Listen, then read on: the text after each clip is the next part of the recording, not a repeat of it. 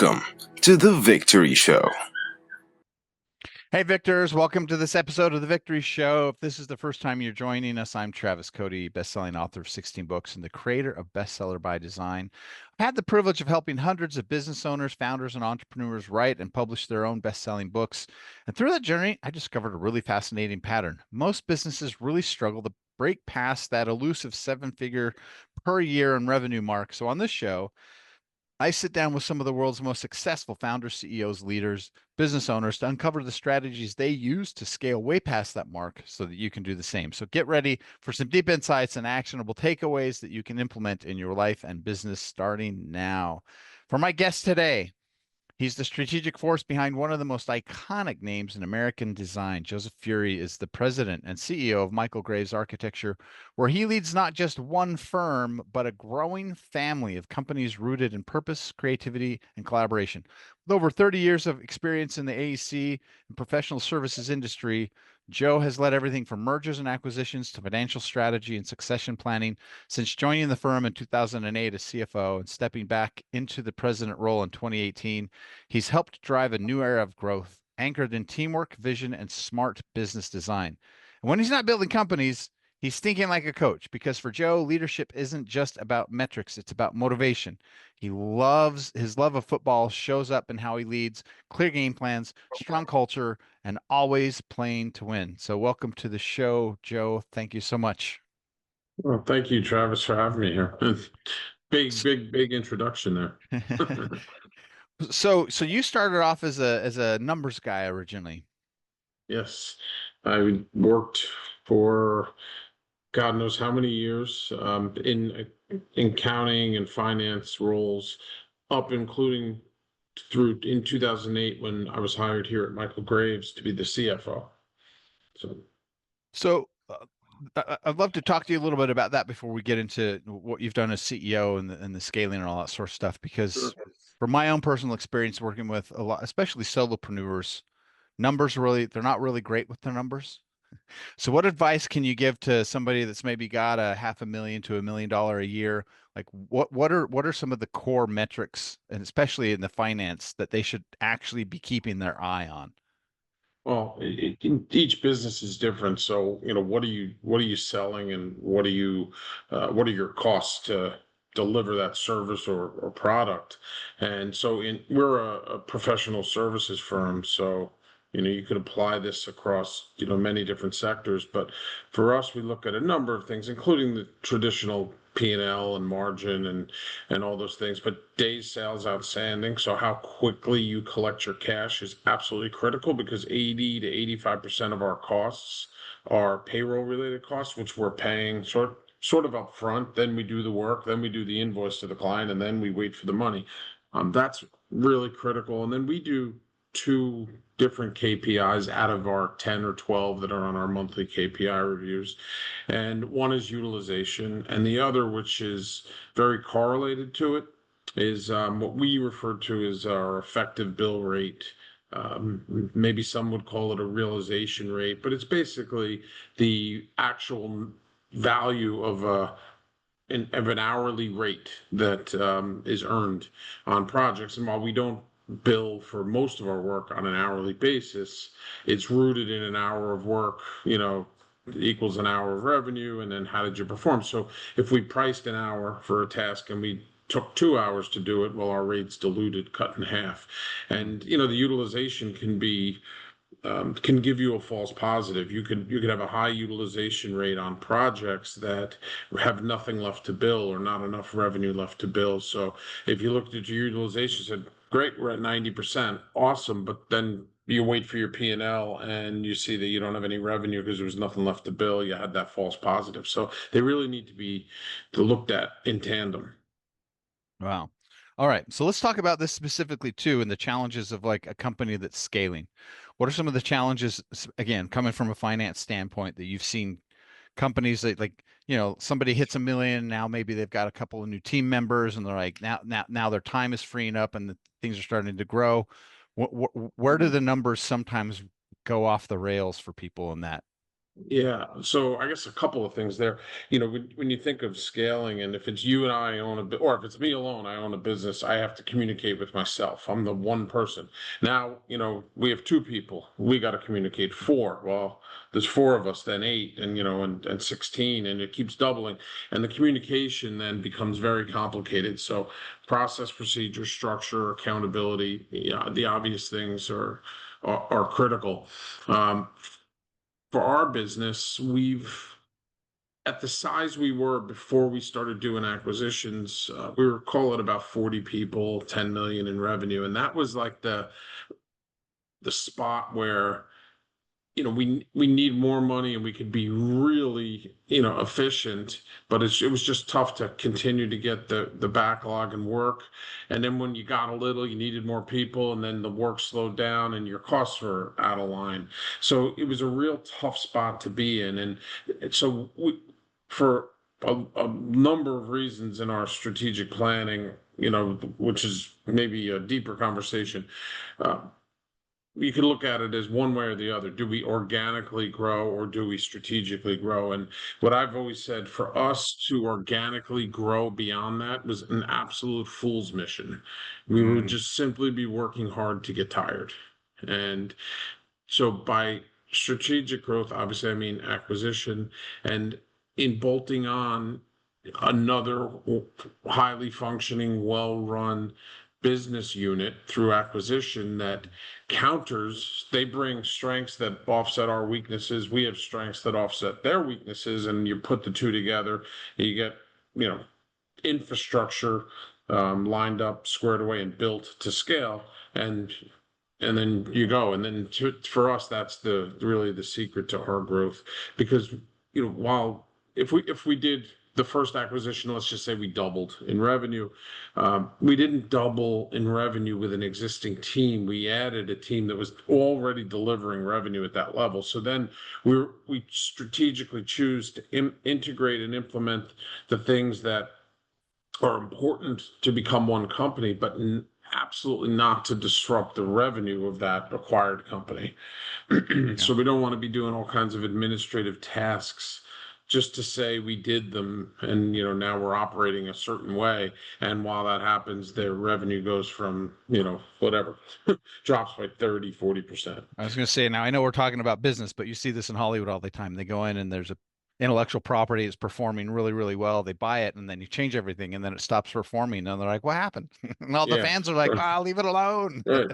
And I think that's, there's probably plenty of cases where people want to be smart and they want to, make the change so sophisticated. And when you take a step back, well, we're in a simple, not the doing of architecture. That's Sure. that's a complicated thing, but the Yep. business of architecture is a relatively simple business. So don't overthink it. Like, stick to the basics. Like, there's those couple of KPIs we need to focus on. Keep people, billable. Have the appropriate amount of work as we have people, and then do your job as an architect. And if you did all of that, there'd be a couple things you'd have to tweak, but that's the bulk of the operations. I love it. So let's talk a little bit about, so you come on board at 2008 as CFO, and you've got a decade in the CFO role, kind of watching during that 10 years. What was the growth trajectory for the company? Also, when I joined the year before, no, the year I joined, and then the following year was were our two highest revenue amounts that I believe in the history of the firm is probably accurate. The product side of the business had grown as well, in Hmm. addition to the architecture, and I was overseeing each side. And then about 2 years in, give or take, the mortgage crisis happened, and Oh it yeah. hit us like a year after, the year or more after it really happened. And we had work, thank God we had work internationally. So we were able to, keep relatively busy, but we cut in size drastically. I forget the exact year. I'm going to say like 2011, something like that. And, it was because of that was like the straw that broke the camel's back. There were a few other, contributing factors to the business. In that, Sure. Michael was a world famous architect who was getting older, and he had been paralyzed back in 2003, I believe. So his ability to go out and be the guy who he was in the 80s and 90s, I mean, that was beginning to be the past. And then the transition, while Michael was recovering in the hospital for a couple of years, in and out of hospitals, the team underneath him delivered projects. But getting more work, transitioning from Michael the guy to Michael Graves the brand, was not something that was really focused on. And then you had the mortgage meltdown, and it was just the one thing that just crushed the business at that point. And we had to make very tough decisions with staffing, and really shrunk the size of the company in order to keep the company going forward. And it ran that way for a couple of years, and then started to build back up over a few years later. Mm. So when did it become when did the discussion start happening for you to transition from CFO to CEO? So Michael passed away in early 2015. I was offered a job to go someplace else, and took the job, but I stayed until the end of January 2016, so 10 months or so that I could enable my controller to step into the role and get the company through year end and everything before I had moved on. So call that January 2016. By early 2017, we begun the conversations of me coming back. Wow. And it took, months of negotiations and things like that. And so I was really gone because once those conversations started happening, I was paying attention to things, and I was really only gone for like a year, with very limited conversations. So it almost feels like a blip that I never, never really left. Yeah. So so what were some of the big challenges then for you stepping out from CFO into CEO? Like that first year, what was the learning curve like? Well, in a lot of ways, I've said this is somewhat of a joke. Like when I joined and I went and reviewed some stuff with Michael early on, his comment was, "Well, why are you bringing this to me? I hired you to run the company." So, like that sort of was his mindset. And architects, some of them are good business people, but a lot of them are known for wanting to focus on the The practice art. side of the Yeah. business, yeah, the art, and aren't business people. So he was perfectly fine with that. So in a lot of ways, I was, for those years prior to his death, I was stepping into that type of role. Mhm. Um, but for me, when I came back, it was, the one biggest thing is, how are we going to sell? And in architecture, most are seller doers. Michael was at the top of his game. The phone simply rang. So the biggest challenge for me was bridging that gap and how we did that. And we did a decent job of transitioning that internally before we had done acquisitions. But again, that's what I said before. That would be a fool's mission to continue. We just work and work and work, and we'd be working really hard to stay at that $8-10 million number. And Mm. I wasn't particularly interested in that.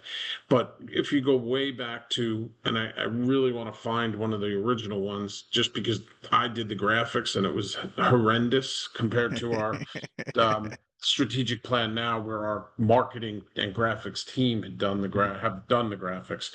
But early, in those very, very early strategic plans, 2012, 2013 maybe was when I first did those. The issues, in the SWOT analysis, the answer was like, would stare you in the face. It's like, two acquisitions, we're good at this, but we're not good at this. They're good at, and like put the two together, and you get the best of both, and so on. In addition, our industry was extremely ripe at the time, and still is now, for consolidation. Like tens of thousands of firms with the lion's share, 90+% being 20 people or less, 10 people or less, Wow. right? So you get these firms, these really talented people that can do amazing work. They don't really have any business infrastructure, most of them much knowledge. And then our team, we not only do we bring the Michael Graves brand, we bring the talented people we have in legacy Michael Graves, and we get these other talented people and put them together and let the designers do what they do. And I've surrounded it then with business people, to keep it on track and grow. Well, And well, I mean, to Michael's credit, the fact that he recognized he wasn't super great at business and he found people who could do that for him. I mean, that is something, right? So I used to do direct marketing and direct response marketing for online marketing guys, and Mhm. after 4 or 5 years, that was one of the things that I realized. There's some in that industry guys that are, the A-list, the super famous guys. But as I would work with them and get behind the scenes, I realized that they were the business. And Right. like they would never be able to sell because they were the brand and what they delivered was all from them. So that, like talking about taking Michael Graves and how do you transition from Michael being the guy to Michael's ideas being the thing that, drives the company, right? Yep. That is most of the guys online could never do that. So the fact that you were able to figure out a way to transition that is quite something. And I just honestly, like, I look at it and I say, all these pieces were right there for me to just nurture, right? So Michael, and I may mix the quote up. I believe it was Fast Company. There was a quote where he said it was something to the effect of Michael's greatest design may very well have been the talented people he surrounded himself with, and his companies, and the talented people he surrounded himself with. And by companies, then it meant architecture and the product design Hmm. company. And I really take that to 2.0, which today companies means legacy Michael Graves and all of the firms we acquire, right? And that's his DNA. That's the genius of Michael on the business side, and that's how we carry that on. But the putting the stir in the pot with putting all these talented people together and letting them do what they do within certain boundaries from a business standpoint. It's the credit goes to all of them. Yeah. So let's take a step back and talk about the acquisition side. So in 2012, you started doing the strategic planning, realizing, oh, even with Michael still around, you realized like, okay, this is the next step for us. So was there anything during the 2012 to 2017 that prevented you guys from going out and acquiring, or was it just something that was kind of a back burner? We'll get to that someday. No, it would have been money was really because we survived the mortgage crisis, but it took years to really get out of that. And when I left after Michael died, 2016, the company was in its best financial position for my whole time there. Wow. So I felt like I left something in better shape. It was smaller revenue, less people, Sure. but financially sound. And it was just coming, to the point of being in decent shape from what we had to work through debt through those years. I mean, many firms did. Some are still in that same debt, unfortunately, and many didn't survive. So that was the biggest constraint. And then when I came back, I retooled the strategic plan and began talking to um, private equity and banks and friends of mine who are in the industry. And the best advice I got from one of my friends was like, you're too small, and the brand is great, the strategy is great, but you're too small of a company to get any kind of meaningful money. And if you did get the money, they'd take 50 plus 70%. And I'd never, and my partners would never experience the upside that we're really working hard for. And so the best advice he gave was, go talk to every single bank you possibly can and see if anyone will understand what you're trying to do. Most didn't. Well, all but one didn't. And see if they'll finance you and get one under your belt, integrated. Now you got proven track record. So we ended up with a new bank, Columbia Bank, and Michael Fisher was the banker at the time, and he understood what I was trying to do, and he was able to communicate in the bank and explain what we were doing and how we were doing it and why our structure was great for accelerating growth, but there was a lot of downside protection for all of us. So the bank got their head around it. They did the first deal and the next and the next and the next. And we're about to close our eighth now in like 3.5 years. Wow. Worth of time. And so now we've got, private equity calling and are interested. Because now you're big enough. Now we're big enough. We're just on the cusp, and then it's a question of when's the optimal point to do that first transaction. Wow. So what like from a strategy standpoint, how did you go about identifying like what would make sense for your first acquisition? Oh, well, so there's a few good firms that represent buyers and sellers, and there was one I'd always talked to, Stone Mill Partners, Patrick Neal, and I've been talking to him for years and just got to know him through the industry, and there's others that we've worked with as well, but I mentioned him because he's brought us several deals, and he brought us the first deal, and so there's a number of factors we look at. Like the country's large, and we were like doing these projects all over the world out of Princeton. So there's just pick the next city, right? I mean, the choice you make won't be the wrong city, right? Now the other thing in our business, we work in virtually every building type, right? And in the SWOT analysis, strength, we can design any kind of building. Weakness, we design every building. What does that mean? It means we're not deep in any one to be thought of as the expert in building, in doing corporate workplace. Not like or Frank hospital. Gehry, where they're like museums. Design. Like we go to him. Yeah, but and he's, it's like high unique design and so on. And that's what we were thought of as, design firm. So the other thing was as we do the acquisitions, everyone will start to build up the depth in all of these different sectors. So sector didn't like if we picked multifamily versus schools. What's we got to do them both. So like start finding good firms. So I started thinking of it as like, the NFL draft, right? It's like you have a need. Well, we have a lot of needs, right? So what are you going to do? You're going to pick the best available athlete, right? That's going to help move the needle. And so it really got us to that people focus. And in due diligence, we obviously we look at their design, right? If it's good and we can make it great, home run. If it's great and we can make everything great, great. If it's horrible, like we're going to take a pass, right? So that's like the first. Then we look at the financials. Are they great or are they so-so? And if it's so-so, well, we might be able to bring the business acumen to help on that side. Like that's an expectation.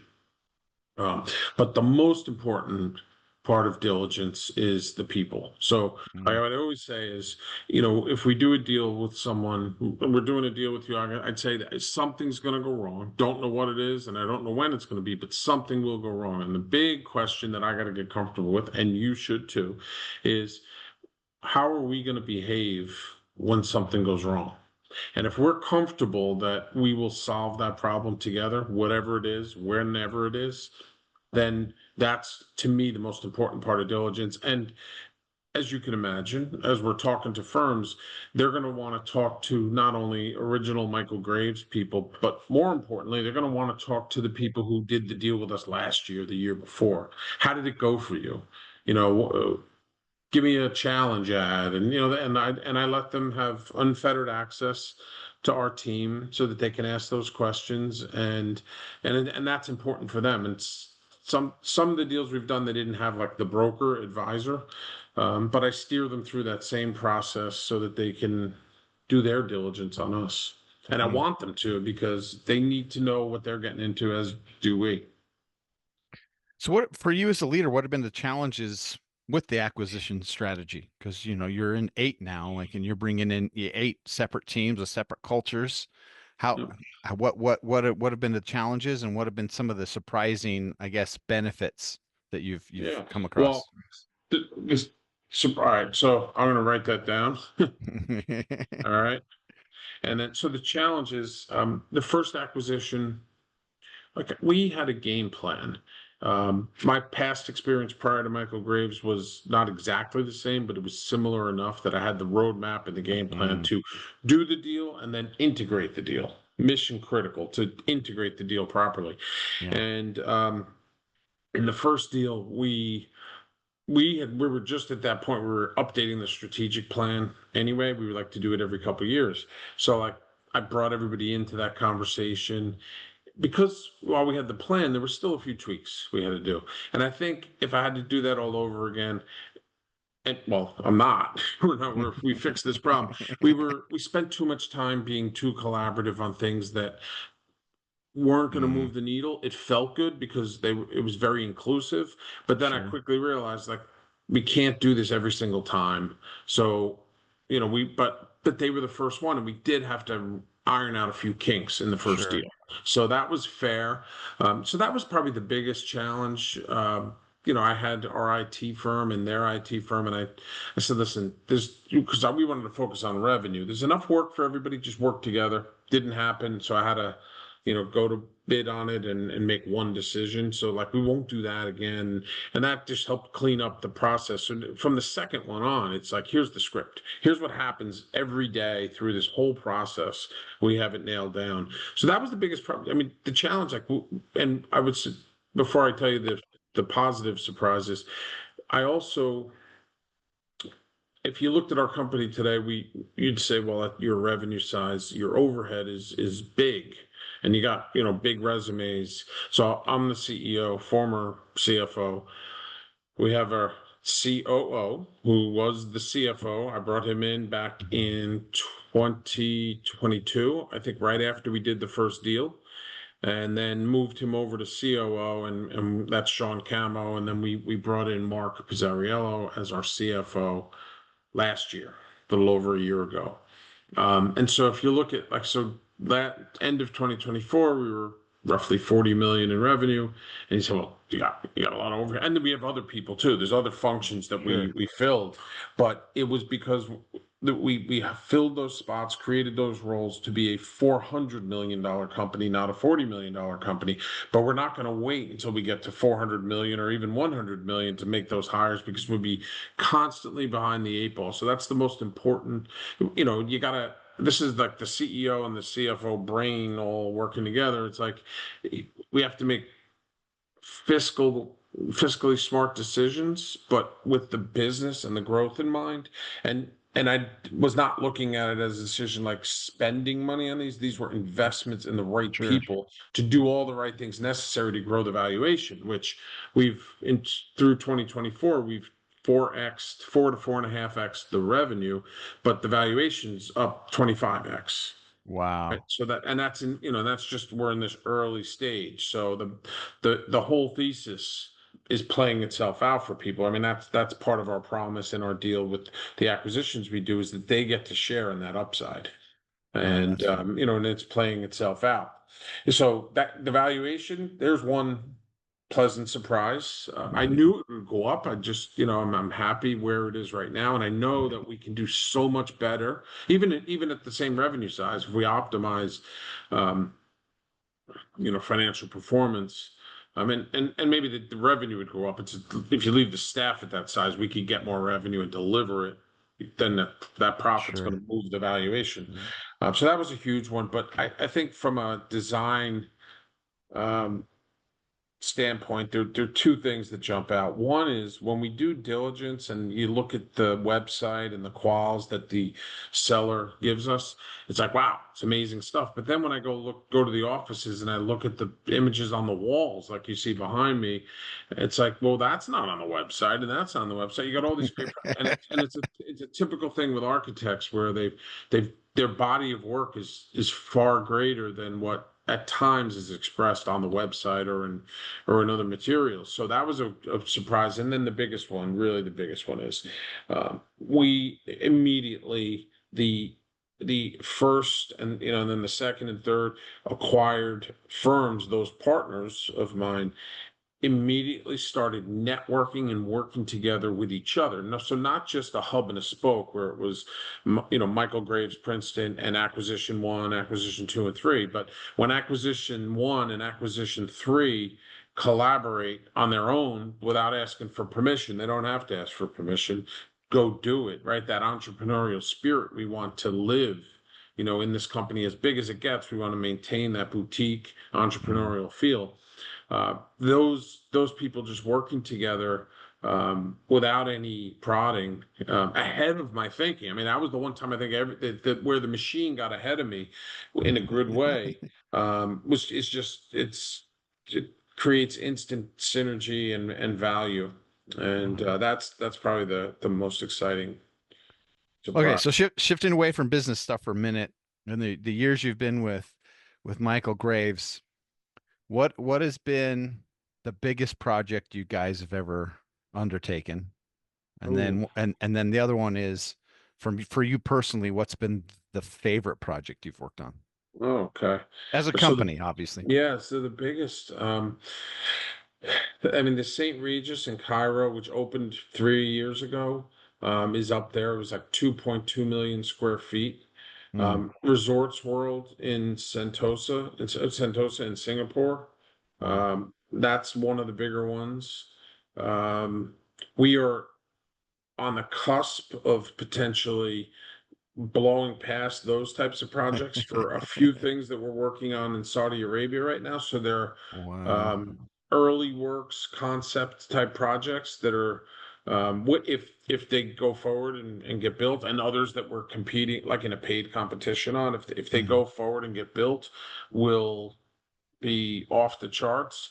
Another one, this falls into the proud one, and I would still say a big one is we have two term contracts with the architect of the Capitol, which is the agency that oversees the whole Capitol complex, with the exception of the White House. So we are with, we're one of, I don't know, 8 or 10 different AE teams, architect led, that on the one contract that does all kinds of work in all the buildings. And then the other one, we were the one winner, the only winner, one firm selected to be the master planner for the Capitol complex for the view of like the next 100 years. So that's a very big program with far-reaching impact. Maybe not the revenue, but definitely the impact. And it's really cool to be the one single master planner for that. Some of the other Yeah. ones, like you see behind me, is my high school, Don Bosco Prep in North Jersey. The fourth building on campus we designed and turned the parking lot into a quad, really changed the whole complexion of the school for the better. That's probably one of my favorites. Wow. And Love it. yeah, All right. Well, final question is we got, 4.5 years this decade left. So at 2030, where do you see Michael Graves architecture being at? What's your strategy for yeah. when you get So there? yeah, I mean, the continued growth. I mean, I could go to the strategic plan and say, all right, 2030, we said the number was going to be X. Gut feel now. I mean, I would be very disappointed if we weren't well over 150 million in revenue. Like I said, we started the acquisition at 8 to 10 million. We're finished at 40 million last year. That's a reasonable number for us to get to. Hmm. And at some point in that time frame would be when we anticipate that we would have our first round of private equity investors, partners. They got to be the right people to continue to grow this. Um, with respect for the brand and what we mean in the industry and service to clients and not just squeezing out every nickel out of every project. Hmm. I love it. All right. So if somebody's listening to this and they're either maybe they're going, hey, we might be ripe to be acquired by Michael Graves, or somebody's got a project and they need an architect for how do they connect with you? How do they connect with the company? I guess how do they find you? Oh, it's michaelgraves.com, and in the leadership, the people section, I'm there and my email is there, or info@michaelgraves.com, and that comes to a number of us. That's the easiest way. And I think my phone number is up on there too. Wow. So, All right. yeah. Joe, thanks so much. It's been a fantastic conversation. I really Cool. appreciate you taking time out of Thank your day. thank you, Travis. It was fun.